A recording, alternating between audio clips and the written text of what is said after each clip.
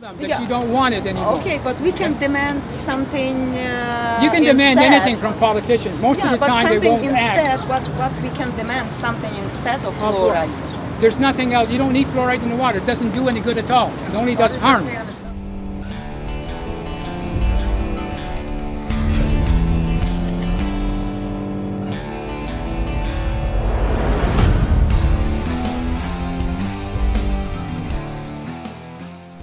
Hi everyone, we're here today with Chris Sarbu at the Nathan Phillips Square in Toronto.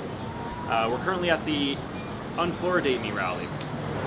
We today are exposed to 80,000 chemicals. Since the Second World War, which ended in 1946, there have been 80,000 chemicals introduced in our environment, all of which have been regulated by the regulatory bodies as being safe to us, right? So can you believe them when they insist fluoridation is safe or is there for our benefit? So Christopher, can you tell us a little about what fluoride is? It's actually an industrial byproduct from Florida, and it comes from the phosphorus industries. What they do is they have a lot of exhaust that comes from their smokestacks, so they put these scrubbers on top that collects this hydrogen fluoride. They add it to an aqueous emulsion, and that gets added to our water municipality plant. I know that sounds really crazy and hard to stomach, but it's true. And the difference between the natural calcium fluoride and the synthetic hydrofluorosilicylic acid is that it has a lot of co-contaminants such as heavy metals and radionuclides such as mercury, lead, arsenic, cadmium.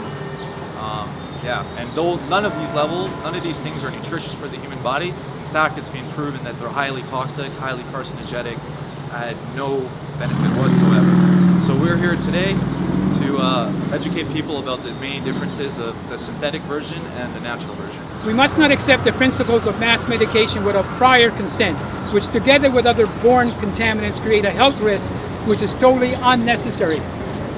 I would be remiss as a water quality professional if I did not discuss ways of rendering the water safe for drinking and bathing. Okay?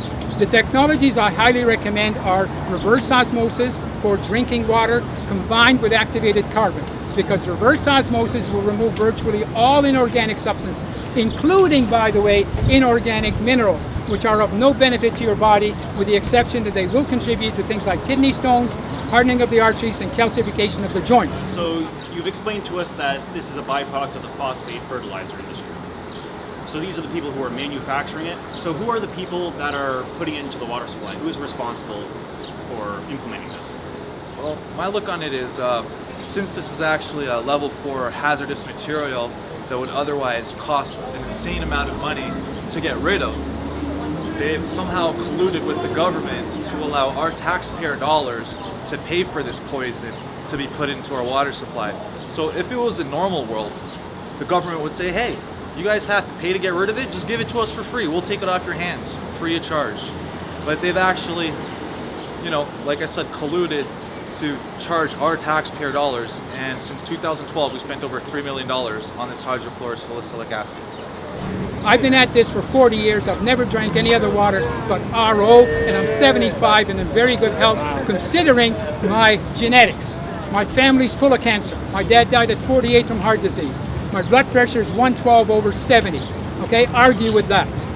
And all I do with my water is I might add some cell food, because even though I eat organic, I'm vegan, so I don't get a lot of stuff, from meats and things like that.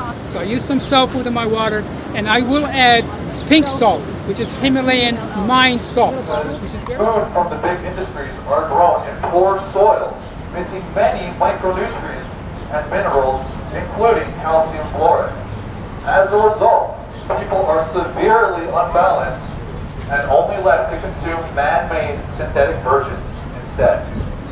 The main synthetic fluoridating agent in Toronto's water supply is called hydrofluorosilicylic acid, or HFSA for short.